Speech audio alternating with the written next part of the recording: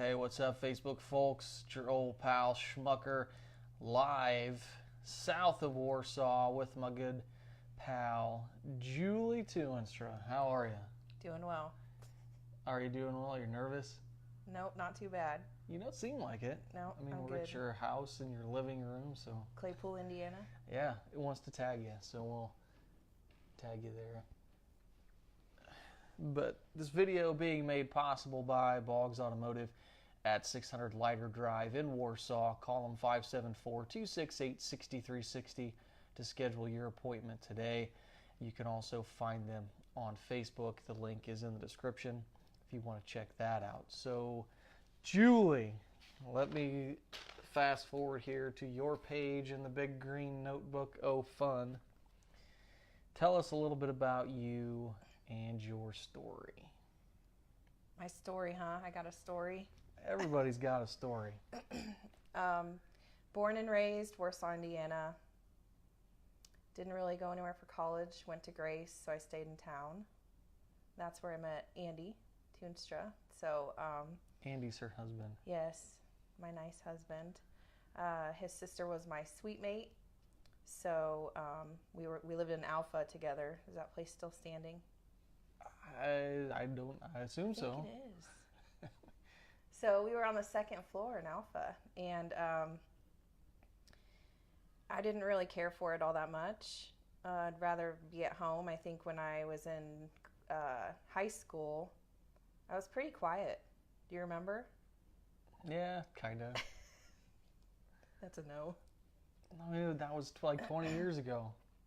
Well, I don't really think I popped out of my shell until maybe I was in college and I started working at Depew, but that's kind of getting ahead of myself. So at Grace, Andy's sister was my suite mate, and his parents came down to visit her one weekend. They were looking for a new computer, and I directed them to Fort Wayne, down like Coliseum Boulevard, and there was something about the word Coliseum that they said I had a southern accent.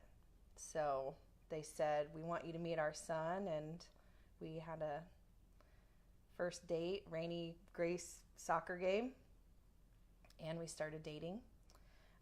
But anyway, so at Grace, I also started working at Depew. They had a program for if you were an employee at Depew and your child could work there for the summer. So I started there, and with my major being science, they put me in microbiology. So I worked at Depew for 16 years. Had the same boss for 14 years, and then had a really terrible one. Didn't like that too much. So now I'm a technical consultant for a contract laboratory out of Toledo, Ohio. I work in the validation department. My primary job is preparing, cleaning, disinfection, sterilization validations for medical device companies, usually around non-sterile instruments. So like your back surgery, you're going to have like this, the surgeon's going to have a toolbox. You want to make sure those instruments are clean, right? You don't want to like get an infection. Don't want anybody slicing my back with a dirty scalpel. Yeah. So my department, we help write the instructions on how to clean those and reuse them on the next patient and sterilize them and stuff. So, but where am I at here with like who I am? So I do that full time. And Andy and I have two kids. We have Morgan, she's going to be 13 in July, and Max will be in 6th grade next year. He just turned 11. And then we have our little foster baby who is 14 months, just started walking. So 2 years ago, we had an opportunity to become a business owner, so we bought Boggs Automotive. And I'm getting a little ahead of the questions here. No, I think you're pretty much right on track. Okay. But I mean, you got such a great story and a wide array of things that you've done. I mean, that's part of the reason why I wanted you to sit down, and you're such a big part of the Warsaw community, and I think it's great. So we'll go, since this is kind of a preview to what the information is ahead, but what's your favorite gas station snack? I'm a diehard corn nuts fan. I like the Yes. ranch corn nuts. Ranch corn nuts. I also like, Jalapeno cheddar ones. I haven't tried those yet, but I really like the cracker combos. I kind of am weird and I like crack those open and like get the cheese out. Oh, like the where you get the cheese and the crackers in the same. Yeah. Like you can like dip and put them on the. No, like the combos with the cheese in the middle, but it's like not pretzel coating, it's a cracker. You never had those? They're in the blue bag. I'm thinking here, like the Ritz, like a Ritz Bits thing with the cheese and It's the just peeler. a combos, like combos cracker and cheese. I'm writing this down because snack cracker combo. I usually try and write something down at each one of these videos that I can take away. And that'll be my gas station snack that I purchase at the pit stop. That's like a good like road trip thing for me. I also really, really like cowtails. Oh, I love the cowtails. I would never turn one away. Mm-hmm. So, what's it like being a small business owner, a wife, a mother, and a career woman? I mean, that's a lot to juggle, and also a foster parent. Maybe I should start with being the wife, mother, foster mom, and then I'll go to the small business owner. I really enjoy, like, being a mother is like my favorite thing in the whole world. I just really like, I think a lot of it goes to just having a helping nature. Like I always want to help people and make sure that they're happy, and just raising kids. Like I love to snuggle and I love to talk to them, and I've really loved every stage of it. And like I have Morgan is in 7th grade and she's at Edgewood, and I really enjoy talking to her about things that she's going through, and we try to really keep an open dialogue about all of that. And like I can put myself in her position because when I was that age I remember everything. And I've really tried to like help her kind of deflect the drama and help her kind of be proactive with reading people. And she's had some things where she's run into where kids are kind of selfish at this age and they're opportunists, and so she'll come home and say, why is this kid doing this? And I'm like, well, they might not be doing it on purpose, but this is just kind of some things to look out for. So I really enjoyed having conversations with her, and I hope we can keep that going, and just she can trust me. And I've been proactive with telling her things about life so that when they come along she knows about them. And having a boy is definitely interesting too, so I think it's kind of cool to have one of each. But like Max and Morgan are total opposite kids. He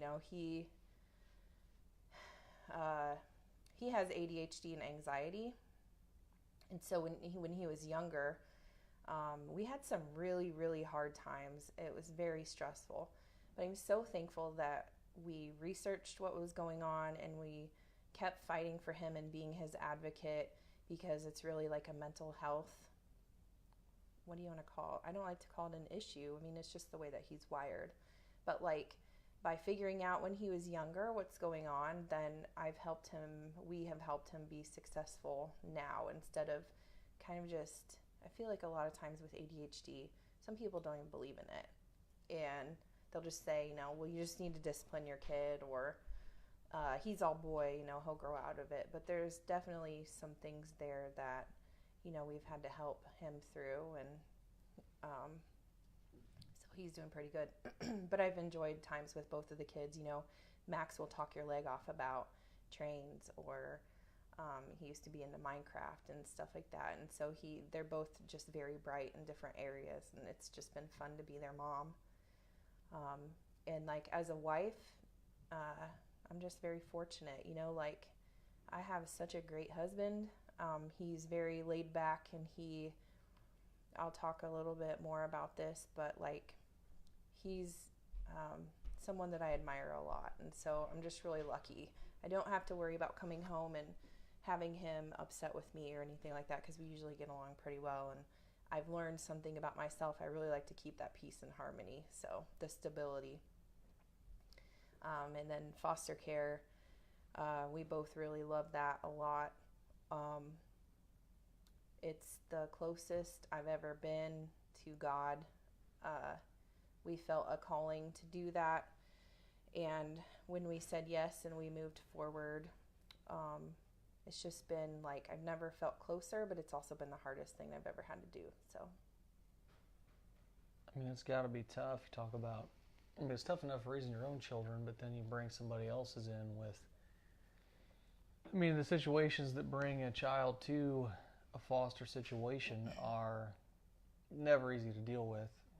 And then to try and, I mean, the goal is always to get reunification, I'm sure, but I mean, there's instances where, and I've seen it firsthand through you, that I don't know, it's a tough situation. And then just being a parent and all the stuff that you do, I mean, it's a lot. Yeah, I mean, I like people, and I've always been extroverted to a point, and I've always wanted to befriend people. Like, I have something inside of me that just always wants to be friends with whoever I can. Are you like that? I have no idea what that's like. I mean, I'm the least extroverted person I know. So, but really, like, whenever I meet people, I want to be their friend. You know, if they want to be my friend, that's cool. I think it's great. You know, more friends the merrier. And sometimes it's kind of like when someone doesn't want to be your friend, you're kind of like, well, what's wrong with me? Like, what the heck, you know? No, I totally understand. I think there's something that we're all wired for, that connection, to be like relatable to, I mean, be related with others, and to be connected. I mean, I think that's just the way that God wires us. Yeah. I mean, He wants us to be in community. He wants us to love other people and to meet them where they're at. And it's part of the reason why I do these videos, because I like to meet people where they're at, where they're comfortable, in an environment that is easygoing for them, laid back. And I mean, I'm not a professional videographer, filmist, whatever. I'm not a media guy. I'm just a regular person that enjoys sitting down with people and listening to their story, so other people can hear it and maybe relate to it and learn the same as I am. So I mean, that's part of why I do things. So I mean, you ask if I'm extroverted and want people to be my friends. Yeah. Of course. Yeah. Like, going back to the foster care thing, for me, it's not just about the child. I always try to connect with the families, and I've been really lucky because, you know, we've had 3 placements so far. Our first placement, we got her when she was 9 months old. It was a little girl, and we had her until she was 2. And from, I would say, about the 2nd or 3rd month into that first placement, I reached out to the mom, and I'll never forget, because, like,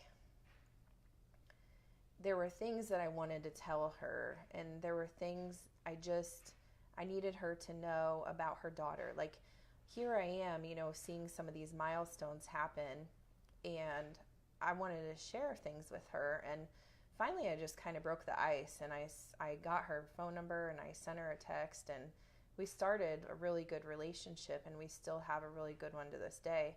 And our personalities clicked, you know, and I was able to positively encourage her throughout her journey on getting her baby back, you know. And I've shared a few pictures since reunification has happened, but it kind of helps put things into perspective for me, because you have this baby and you bond with it. Our family bonded with that child. Like, we loved her. We still love her as our own. And, you know, I think sometimes, I don't really think people get that, but it does happen. And so when you have to let that child go back to their mom, when you have to say goodbye, it was much easier for me to be connected with the mother, because we're both moms and we both have that, even though they had things happen with their lives, addictions, substance abuse, you know, things like that. They're still people, and they still love their children. I've never met a foster or a biological family that didn't love their child. And so they try to make the best decisions that they can, you know, but that was like a really good case in the sense of reunification. And I feel like sometimes the children will go back to a home where, you know, it's not the best situation, but the way that the court system is, that's just how it happens. but they're thriving and they're doing well. And I posted a picture. I got to see them the day before my birthday, and it was just really good. It was really good to see them. And every time I see that little girl, my heart just, it fills up my love tank for sure. So that's what it's like to be a mom and a foster mom and life. Everything else. Yeah. Small business owner though,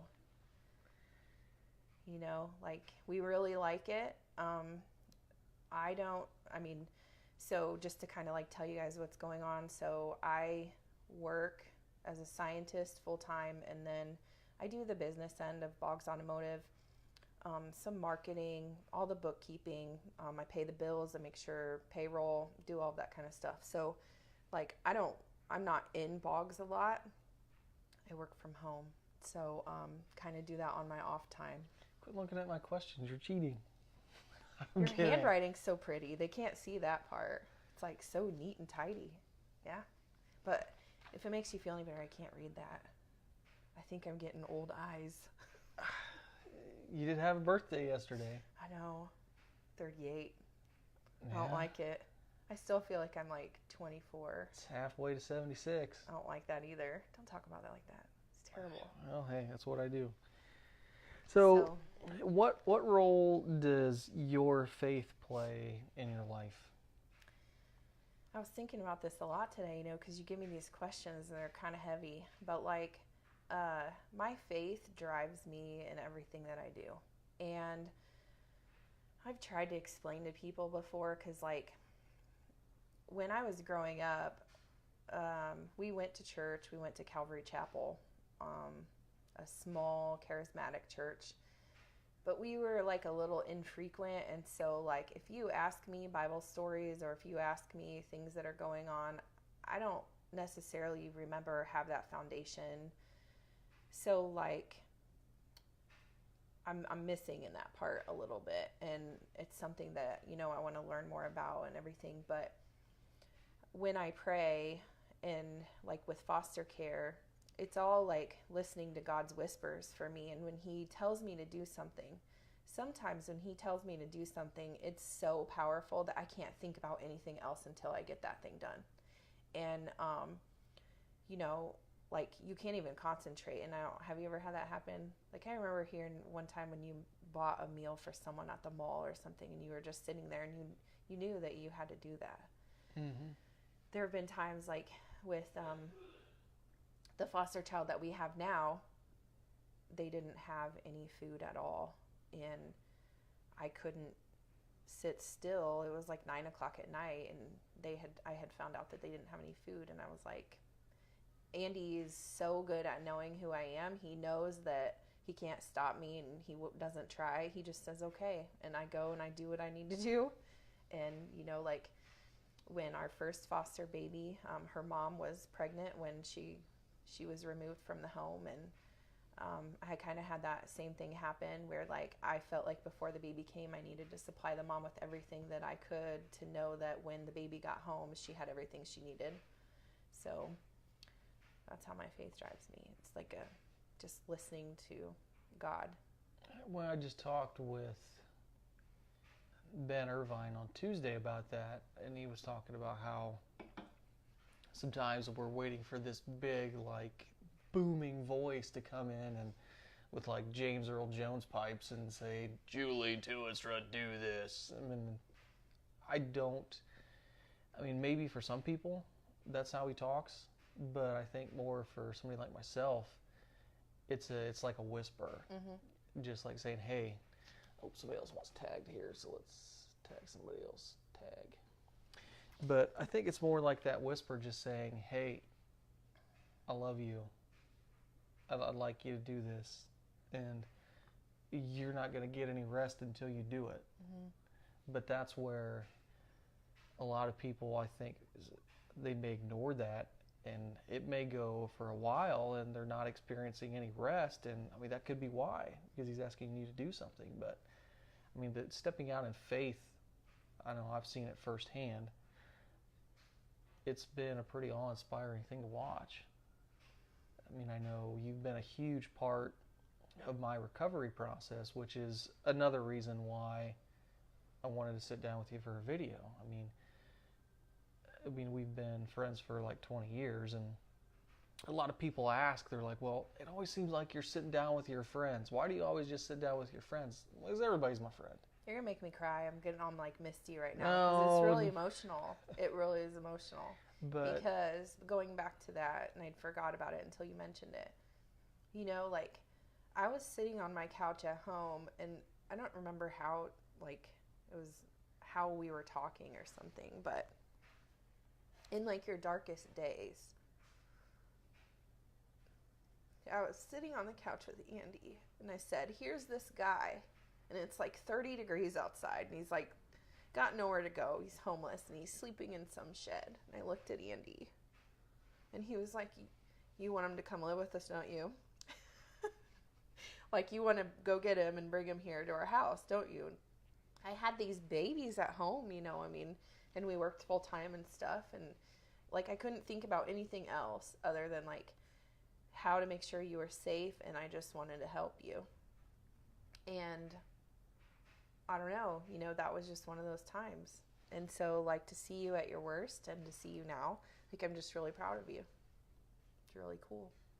And I think one of the things in recovery that is the hardest, it hits not just the person that is in the active addiction or the alcoholism or whatever. I mean, that ripple effect that it creates with the friends, with the family, and everybody else that it affects. Mm-hmm. So, I don't think that there's enough being done in that area too. I mean, it's hard when you're sitting watching. For you, I'm sure it was hard to sit there and watch me ride that roller coaster that was the alcoholism. There were times where things were going really good, and then there were other times where things were bad. They were bad.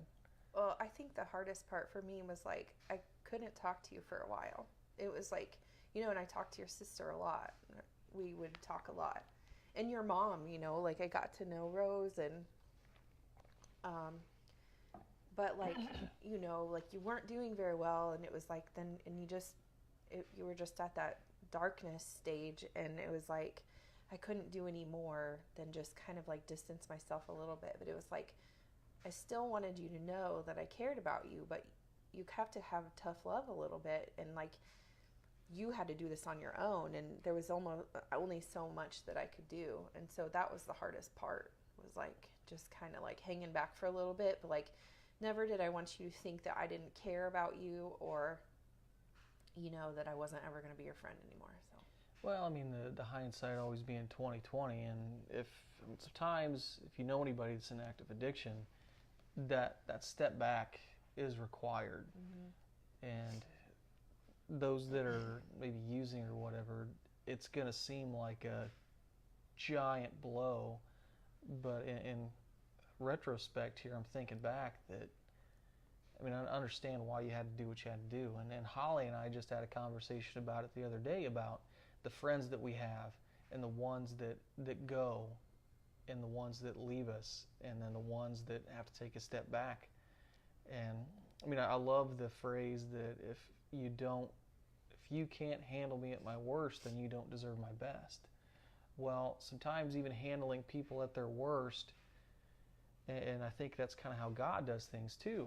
Sometimes, I don't know, he doesn't really take a step back, but he's got to let us fall a little bit farther, so that way we're basically at the point to where we're not trying to do it, and it's more like this. It's like, okay, I need you to help me up out of this pit, Lord. I need you as a friend to help me back up. And it's where you get to that breaking point, that understanding in your brain that it's like, it's not everybody else's fault why I'm here. It's my own fault. And either the disease, the choices that have led to where things are at, and it's that understanding that you have to come to, because it's real hard to help anybody in an active addiction that doesn't want to help themselves. I don't want to say it's impossible, but really about the only thing you can do is pray. Mm-hmm. And in God's time, hopefully that healing will come. So I mean, I can't probably thank you and Andy enough, and anybody else out there that has seen me at my worst, but still wants to love me at my best, or where things are going, wherever the Lord takes my life or whatnot. But then there's like, with foster care, you have parents who are addicted to meth, and I hear comments from people like, oh, they're just meth heads, or they're methed out, or whatever. These people have deep, deep, painful struggles, so deep, and they have been exposed to horrific stories. Like, I'm so blessed. I had parents who stayed married. They love each other. Like Andy's, both of our families, we have been really blessed with our families on both sides. These people, like, they don't have that all the time, and I hate when I hear negative things about them, because I know they've made bad decisions, and I know they're sick, but like, they're still people and they still have hearts. And when I see them, I see the good in them, and it's like, if you can just feed that a little bit, and you can be an encourager, because by the time you get your children taken away, you don't have very many people left in your life that are positive influences. And so if I can just give them a little bit of light in their darkness, it gives them some hope. Yeah, I mean, there's a whole lot of keyboard warriors out there that stuff needs to stop. I mean, I've used the phrase several times that quit raining on people's parade, because you might find yourself in need of an umbrella. Yeah. In the exact same circumstance. I mean, it talks about, and man, I wish I was better at knowing where Scripture was at, but I mean, it talks in the Bible about how you will be judged in the same manner that you judge other people. So I mean, basically, you reap what you sow. But anyway, moving on here, let's talk a little bit about your newest venture, adventure, however you want to look at it. And you just recently acquired it on your birthday. Yeah. So I'll let you tell people here about it. Well, about 5 weeks ago, I was working. It was like a Monday morning, and Andy called me, and he said, hey, I just got asked if we wanted to buy the pit stop. And I was like, what? Like, just this bomb that drops, and you're like, excuse me? But yeah, so we bought the pit stop. To make a long story short, we're calling it Boggs Pit Stop. But just to back up a little bit, we have had the honor to meet the Silvius family, and Scott Silvius has been fantastic. Like, what a stand-up guy. And just in this short month that I've gotten to know him, I mean, I don't know, I'm just really glad. I'm really glad he's in my court. And he was the one that called Andy, and his wife is having some health issues, and he wants to get a job with some insurance or whatever. But he came to the shop, and we sat down and had a conversation about it. And it's just like really two families with the same passion for the community coming together. And he just happened to think of us. We didn't know each other beforehand, but like, if the pit stop would find something during an oil change, they would say, because they had heard good things about Boggs, they would send them down. And so there was kind of a little bit of a business relationship that had developed there. But he came to the shop one day, and we sat and we had a conversation about buying the business. Because at that point, I told Andy, I was like, we need to hear him out and see where this is going to go. But like, I'm sitting here with you, only worse. I sat and sobbed when he was telling me. And like, I have so much emotion and passion and like a heart that like, I really got a lot of feels, I can't control my feels all the time. That's the way God wires you. But so why would you want to? I don't know, but I felt God so much in the presence of that room, that waiting room that day, when he was talking to us. It's like decisions like that, when they come along, without a doubt, God is saying, you need to do this. and that was one of those cases. And when he does that, like with foster care, whatever, he paves the path for you and everything works out. And I mean, it was like less than a month transition pretty much with a week of vacation in there. So it went really quickly. But yeah, so Boggs Pit Stop is, I have a lot to learn. I took 2 days off of work and I spent the last, Wednesday and Thursday in there just learning the convenience store side and the gasoline side. And they don't have a car wash anymore. It was not functional as of October, I think. So before we had acquired the business, Scott had taken everything out of the car wash bay. And so Andy put in an automotive repair lift. So the whole idea is to add an additional location for full service automotive repair. So it's going. It's been stressful, a little tiring this month, and really busy. But it's been really good, and we've really enjoyed it. So we're just kind of fumbling through trying to learn everything right now. But well, I tell you, I love it. The idea of you take a legacy from somebody like Butch Boggs, and you guys have continued that, and then now you also have the pit stop with the Sylvia's family legacy, and of course everybody knows you go in there, and Scott's got his dogs, and just you chit chat, and the big license plate mural on the wall, and such great guys that work there. I mean, it's going to be a great venture, and I think it's a tremendous asset, not only for Boggs Automotive, but I think it's a tremendous asset for our community. There's so much big business out there, and I think people long for that traditional, I don't know if I want to say old time feel, but they want that customer service, that face-to-face interaction, and I mean, I think that's what they're going to get. Yeah, and like going back to these, like Butch Boggs, that was a God thing. Andy was previously a mechanic, and his manager, who's passed away at this point, he said, "You're never going to make more than $13 an hour." And here we were, we had this little family blossoming, the babies were young, and Andy was like, "I'm too young to be at my stopping point." I mean, he was like maybe 25, and he got into Zimmer, and he thought, this is the place to be. I'm going to work. He got a job in polishing, and he was like, I'm going to make good money here, have good benefits, and it was good for a while, but then, third shift really kicked both of our tails, and the shift work was really rough. And then he finally worked his way on days, and we thought, this is awesome. Well, then the merger happened, and he went to second shift, and when that happened, he met Tanya. And so, but going back to I feel so humbled, and I said this to Scott, I said, I don't know what we have done to deserve this. Or Eli wants to say hi. Eli wants to say, come say hi, we're recording a video real quick. Come He's say hi. He's like the cutest little dude ever. Hi. Well, they can't see you. Get over there and say hi. Hi. Okay, go eat some pizza. It's in there on the counter. No. Oh.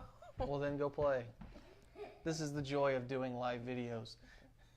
But anyways. Eli and Max are like great buddies. But so I feel so humbled, and I have this drive in me that I just want Butch and I want Scott and the Sylvia's family to be proud of us. I mean, we didn't have to start these businesses from the ground up like they did, and it's what did we deserve, or what did we do to deserve just falling into our laps? So I struggle with feeling really emotional about that, because just really feel blessed and humbled about that. So it just keeps you working hard, I really want, it's not really we're not out to make money, we're out to help customers. We want to be honest, and we want to have that customer service, and I think that's something that's lacking in a lot of places now, and it makes me really sad, because if someone needs something, I want to be able to help them. So way to go on me bawling through this whole thing. I was not. Were you expecting that? Well, maybe. Okay. So, I mean, are you fearful about the new venture going forward? I mean, with acquiring, I mean, it's tough having one small business, but then you add another one. I mean, what kind of fear do you have that goes with that? Monday, I had a lot of fears, and I really let those go because it was like a couple days before we were acquiring the business and everything. You always have worries and fears about the unknown. And I gave all those up to God, and I laid them at the foot of the cross that day, like really just focused on. I was feeling like garbage, like just feeling like so much was heavy on my shoulders. And I sat and I prayed and I dumped that all down. And then, I mean, it sounds really dramatic, but I listened to It Is Well With My Soul, and it was talking about the mountains, throwing the mountains in the midst of the sea. And I just had to like get rid of all of that. And after that, I was good. I had all my stress relieved, but like I don't really have a lot of fears because we're so fortunate on both sides with Boggs and with the pit stop. I mean, they have got a phenomenal team on both sides. We're so lucky. Like, Eldon's been with Boggs for 20 years. He is an awesome mechanic. And we have John and Cole, and John has been so great with the customer service end of things. And so, like, we just make sure that we take care of our people and we make sure that we're communicating. And then, we have Becky, who's running the convenience store, and Scott's helping with the transition, and Franklin's got that garage running great. So I don't really have a lot of fears right now because I just know that everyone is wanting what's best for both places. And I think that's awesome that you can have such a great staff. And I can tell you, I'm pretty sure the community's behind you. I've seen a lot of the comments on your post that you had the other day, and every single one of them, which it's kind of a rarity on social media these days, but to have a post where every single thing is, hey, congratulations, hey, this is awesome, hey, go get them, or just, we need more of that kind of stuff on Facebook. We need more stuff on Twitter, social media, whatever, just in life in general. The world needs more positivity. It really does. And it's it is the reason why I started doing these videos. Mm-hmm. I get tired of seeing all the negativity, but it's like, you know what? I'm going to start sitting down with people and telling their story. Some people might watch it, some people might not. Some people might say, hey, that's way too long for me to sit down. And other people might only listen for 5 minutes. But you know what? If somebody can listen for 5 minutes and get something out of it, then I'm good. It was so much fun this morning sitting down talking with Coach Moore there at Grace College, and he was just such a laid back guy, and you're such a laid back gal with a whole lot of feels, and I love it. I think it's all great. So what's your favorite thing to do as a family? Like, we work really hard, and my kids work really hard too. Morgan's on that travel volleyball team. She plays dunes, and she's on a national team this year, and wow, it's a big commitment. Tuesday and Friday, she drives up to LaPorte for a 2.5-hour practice, and then tournaments almost every weekend from January through the end of June. So not only that, but she's in dance class on Monday nights, hip hop, jazz, and tap, and Max does the drums, and he was in robotics. And so, like, we have all this stuff going on, and then there's fostering, and right now, Jackson's at a visit with his family.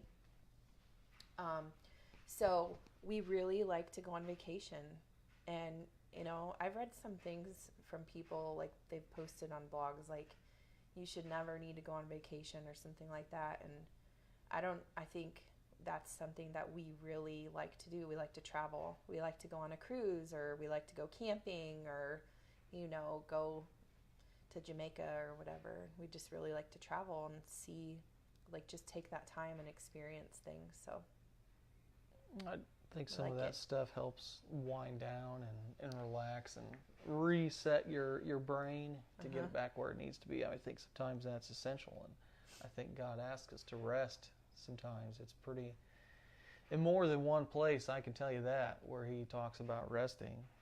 Who or what inspires and encourages you? My husband.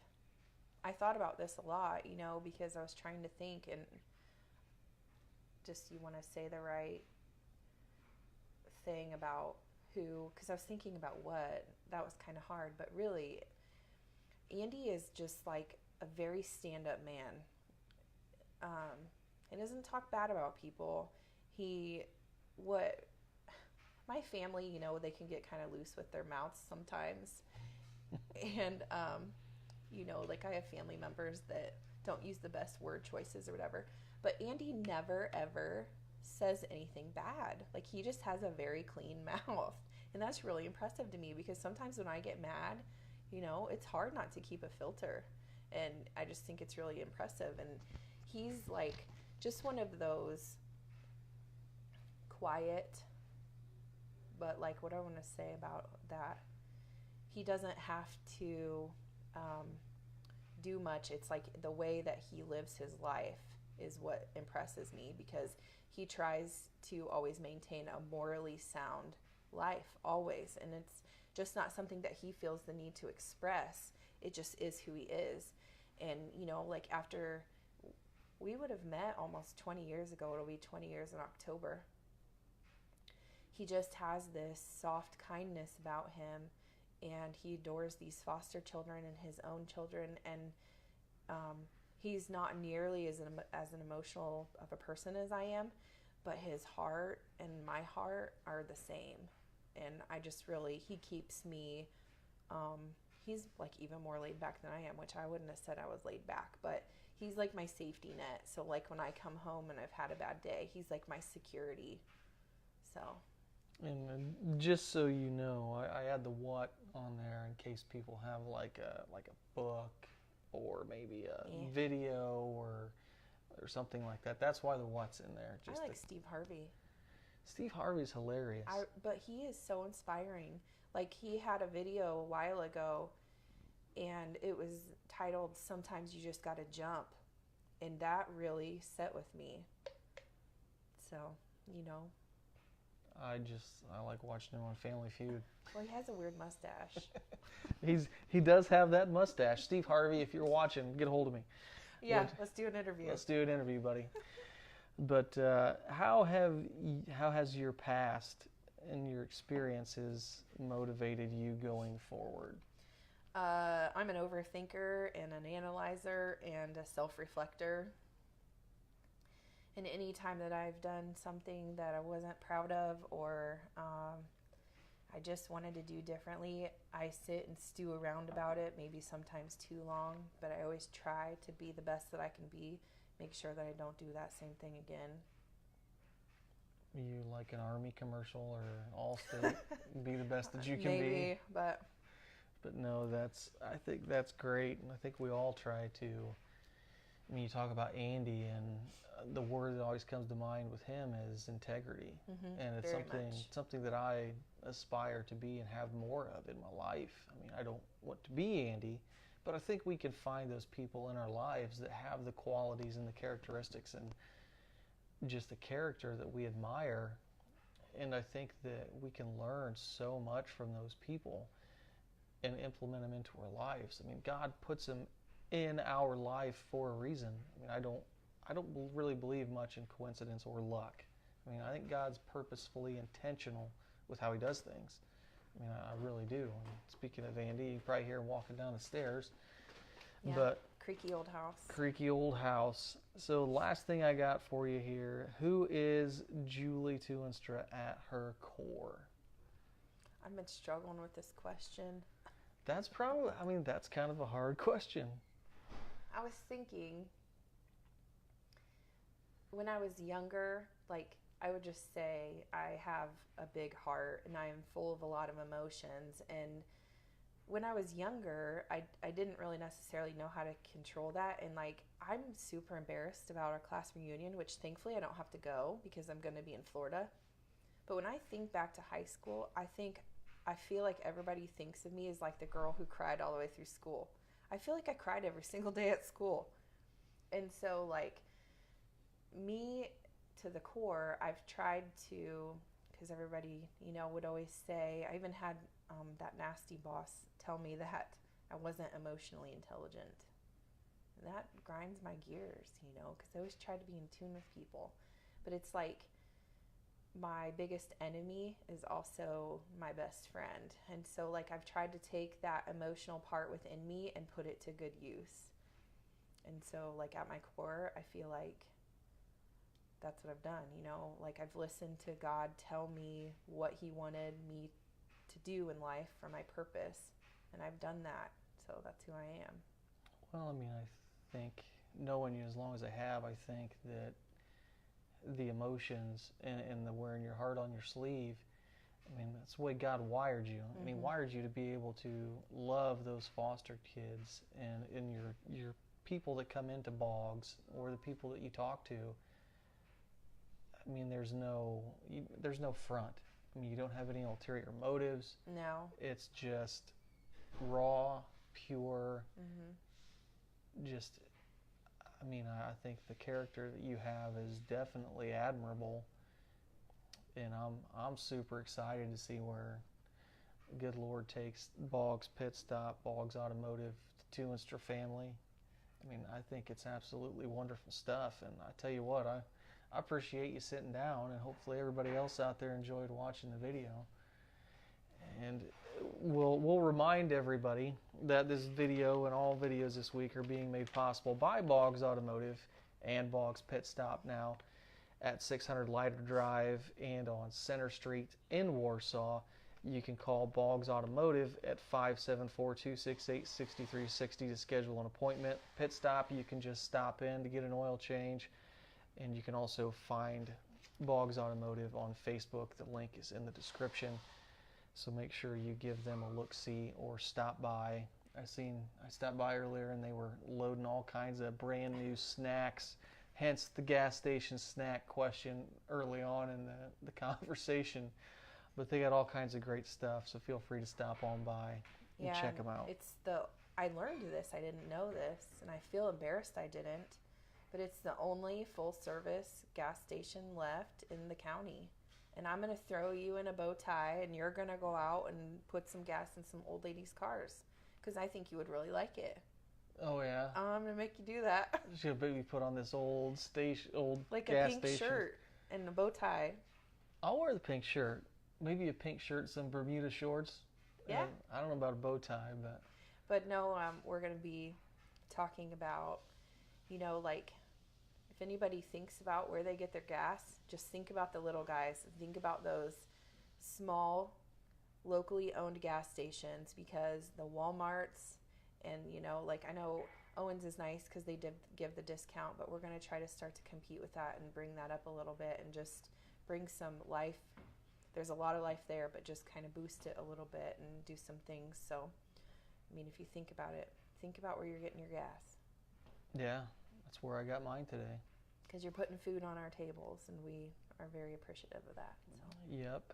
Tomorrow at, let me think here, 10 o'clock, I'll be sitting down with Joe Clevenger from Clevenger Insurance Agency.